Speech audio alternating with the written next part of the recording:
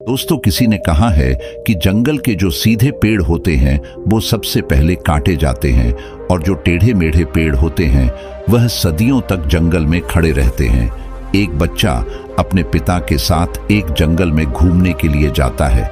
वह दूर से देखता है कि एक शेर हिरण का शिकार कर रहा है। उस बच्चे के मन में यह दृश्य देखकर एक करुणा का भाव उदय होता है। वो अपने पिता से कहता है कि पिताजी, ये हिरण तो कमजोर है और वह शेर उसको खा रहा है। हमें उस हिरण को बचाना चाहिए। ये सुनकर पिता कहते हैं, लेकिन वह शेर भी तो भूखा है। अगर तुम हिरण को बचाओगे तो तुम शेर के लिए बुरे बन जाओगे। तो इस परिस्थिति में क्या कर सकते हैं? अब ये बात हम सब के लिए सोचने की है कि एक जगह जहां हम किसी का फायदा कर रहे होते हैं तो दूसरी जगह किसी का नुकसान कर रहे होते हैं। जैसे एक सिक्के के दो पहलू होते हैं, उसी तरह अच्छाई और बुराई के भी दो पहलू होते हैं। तो सवाल ये है कि किसी आदमी को कोई अच्छा काम करना है, अच्छा बनना है, तो वो किस तरह का काम करे जो किसी को दुख ना पहुंचाए। तो आज की जो कहानी मैं आपको सुनने वाला हूं, उसमें आपके कर्मों का पूरा ज्ञान मिलेगा कि असल में कर्म क्या है और कर्म अच्छे कर्म क्या होते हैं। इससे पहले कि आप इस कहानी में खो जाएं, इस चैनल को सब्सक्राइब जरूर करें। चलिए कहानी शुरू करते हैं। बात उस समय की है जब गुरुकुल में शिक्षाएं हुआ करती थी। मतलब गुरुकुल में बच्चे सीखने के लिए जाते थे, वहीं पर रहते थे, वहीं पर प्रकृति का आनंद लेते थे और वहीं पर अपनी शिक्षाएं ग्रहण करते थे। ऐसे ही एक गांव का मोहन नाम का युवक गुरुकुल में पढ़ाई करने के लिए जाता है। उसके माता पिता उसे बचपन में ही उसे गुरुकुल में भेज देते हैं। गुरुकुल में जाने के बाद बहुत सालों तक वह अपने सहपाठियों के साथ बहुत अच्छी शिक्षा ग्रहण करता है। उसे वहां पर जीवन के सिद्धांत सिखाए जाते हैं। उनमें से एक सिद्धांत ये सिखाया जाता है कि हमेशा भलाई का काम करो, अच्छा काम करो, सबकी मदद करो। ये ज्ञान मोहन के दिमाग में बहुत गहरे से बैठ गया था। इसलिए जब वह वापस गुरुकुल से अपनी शिक्षा ग्रहण करके आया तो वह अपने गांव में सबकी मदद करता था, हर किसी का काम करता था। कोई भी युवक उससे कोई काम करने के लिए कहता तो वह मना नहीं करता था। लेकिन जैसे जैसे समय बीतता गया, एक दिन उसने अपने कानों से छुपकर सुना कि गांव के कुछ युवक उसका मजाक बना रहे हैं। वह सब कह रहे हैं कि वो तो फायदा उठाने के लिए है, उसके तो मजे लो, उसका लाभ उठाओ जितना हो सके। वह किसी के काम को मना नहीं करता। वो दूसरों को काम करने के लिए अपना काम भी छोड़ देता है। बताओ कितना मूर्ख है। ये सुनने के बाद मोहन के कानों में खून उतर आया। वो निष्पक्ष भाव से सबकी मदद करता था, सच्चे दिल से करता था। लेकिन बदले में उसे क्या मिला? ये सुनकर उसका दिल सहम गया और उसने मन ही मन में निश्चय किया कि आज के बाद वो किसी की भी मदद नहीं करेगा। और अब मोहन गांव का ऐसा युवक बन चुका था जो किसी की मदद नहीं करता था, चाहे कोई कितनी भी परेशानी में क्यों ना। मोहन को कोई फर्क नहीं पड़ता था।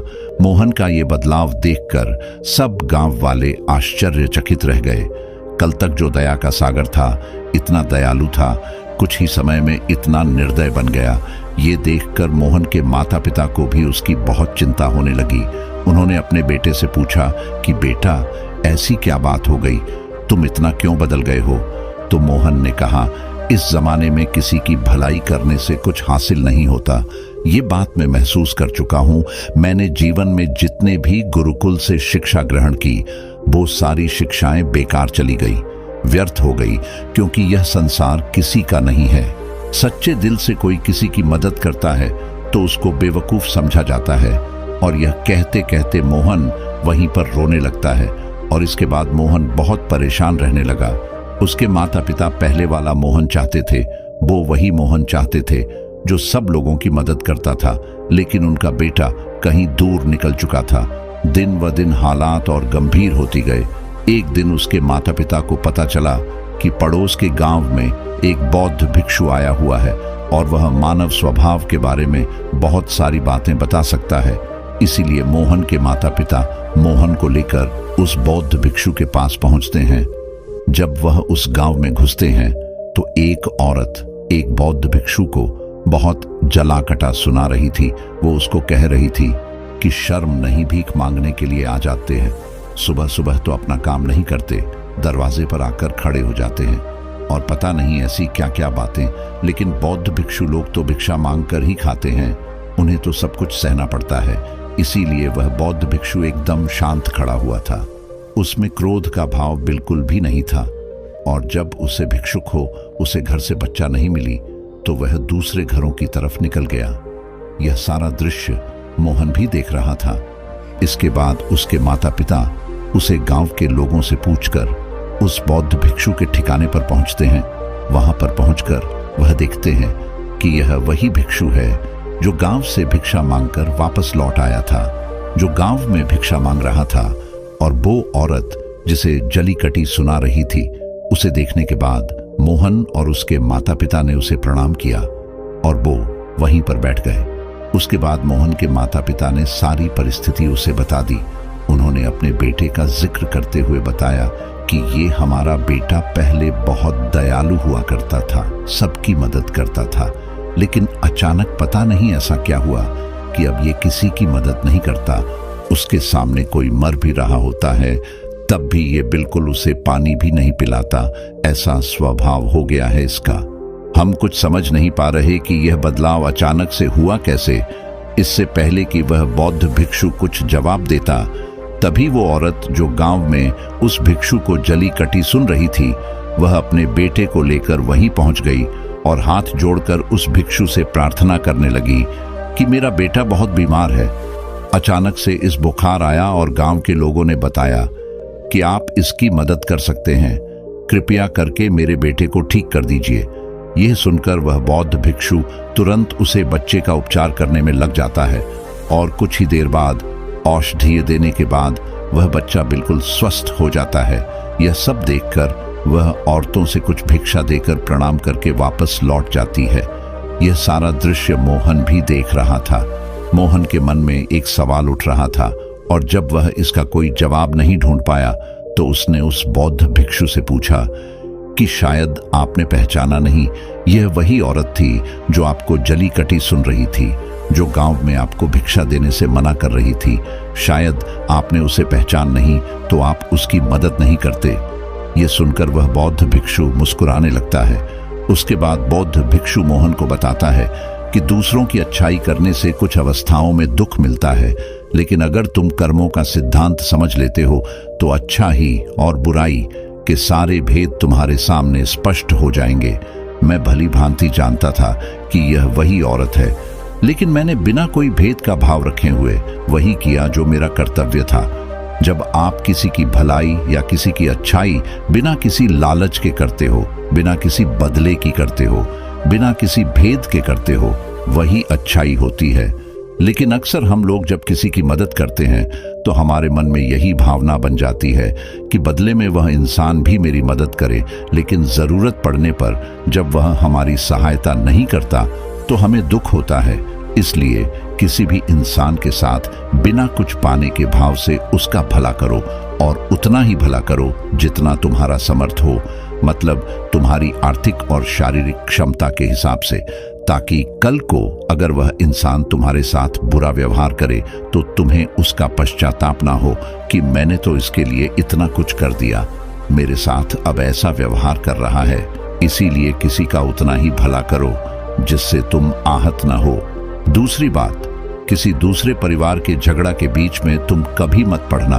अगर कोई पति पत्नी आपस में लड़ रहे हैं और वह पति अपनी पत्नी को पीट रहा है और तुम उसे बचाने के लिए पहुंच जाते हो कि तुम भाई औरत को क्यों पीट रहे हो, तो ऐसा करना तुमको संकट में डाल सकता है, क्योंकि वही औरत जिसकी तुम मदद करने के गए हो वह यह कह सकती है कि यह हमारी आपस की बात है, तुम्हें इससे क्या लेना देना, और उसका तुम्हारे पास कोई जवाब नहीं होगा। इसलिए दूसरे के फटे में कभी टांग मत अड़ाना। अगर ऐसी स्थिति कभी पैदा हो जाए, कोई तुमसे मदद मांगे तो दरबारी तक खबर पहुंचा दो, अदालत उसका फैसला करेगी। तीसरी बात, अपने विवेक का इस्तेमाल करो। अपनी आंखें खोल कर देखो कि कैसे वास्तविक रूप से मदद की जरूरत है और कौन ढोंग कर रहा है, क्योंकि अक्सर लोग दया का पात्र होने का दिखावा करके आपको बेवकूफ बनाकर आपसे मदद ले लेते हैं। जैसे कि आज के युग में हम बहुत सारे जगह पर देखते हैं, बस स्टैंड पर, रेलवे स्टेशन पर कि बहुत सारे छोटे छोटे बच्चे भीख मांगते रहते हैं। अब उसमें दो स्थितियां पैदा होती हैं। अगर आप उनको भीख देते हो तो आप भीख मांगने को बढ़ावा देते हो, और अगर भीख नहीं देते हो तो वह बच्चा शायद आज खाना भी ना खा पाए। इसीलिए ऐसी स्थिति में आपको अपने विवेक का इस्तेमाल करना चाहिए। आप उसको पैसे देने की बजाय खाना खिला सकते हो या कुछ किताबें दिला सकते हो। इसलिए सही तरीके से मदद करने के लिए विवेक का होना बहुत जरूरी है, नहीं तो आपके धन का दुरुपयोग ही होगा। और एक बात जो समझने की है कि किसी की भलाई करनी है तो खुद की भलाई करो, क्योंकि अगर तुम खुद बदल गए तो पूरा जमाना अपने आप ही बदल जाएगा। इसलिए कहीं आपने अपने मन में यह भ्रम तो नहीं बना रखा है कि मैं तो अच्छा इंसान हूं और मैं दूसरों की मदद करता हूं, तो वह तुम्हारा अहंकार का रूप है। इंसान कभी भी आखिर तक पूर्ण नहीं होता, और जो अपने आप को पूर्ण समझ रहा है वह धोखे में है।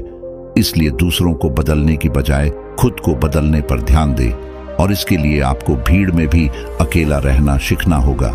आप सबके साथ हैं, सब में उपस्थित हैं, लेकिन अंदर से आप एकांत हैं, अंदर से आप शांत हैं, अंदर से आप मौन हैं। जब आप अपने एकांत को देख लेते हैं तो आपकी अंत यात्रा चालू हो जाती है। अपने अंदर के एकांत का आनंद उठाने के लिए आपको ध्यान में उतरना होगा। आपको रोजमर्रा की जिंदगी में ध्यान को हिस्सा बनाना होगा, ध्यान को वक्त देना होगा। उसके बाद आप पाएंगे कि आपके अंदर के एकांत के समान आनंद इस दुनिया की किसी भोग में नहीं है, किसी वस्तु में नहीं है, किसी वासना में नहीं है। नदी के किनारे पड़ा हुआ छोटा सा पत्थर भी उस नदी के भाव से कटकर बहुत मुलायम हो जाता है। उसमें कोई दरार, कोई कोना नहीं बचता। इस तरह ध्यान के निरंतर भाव में बहने से इस तरह निर्मल हो जाता है, जिसके बाद हम किसी भी चीज को महसूस कर सकते हैं। इसके बाद हम वर्तमान का मतलब समझते हैं, जिसके बाद हमारे अंदर करुणा का उदय होता है। वो करुणा जो किसी विषय वस्तु से नहीं जुड़ी हुई। इसलिए दोस्तों, आज से ही अपनी यात्रा चालू कर दें, अपने जीवन के आनंद को पहचानें, क्योंकि इंसान की जिंदगी बहुत छोटी होती है। पता नहीं कब आखिरी सांस आ जाए, तो जीवन के जो पल बचे हैं उसी परम आनंद बिताओ।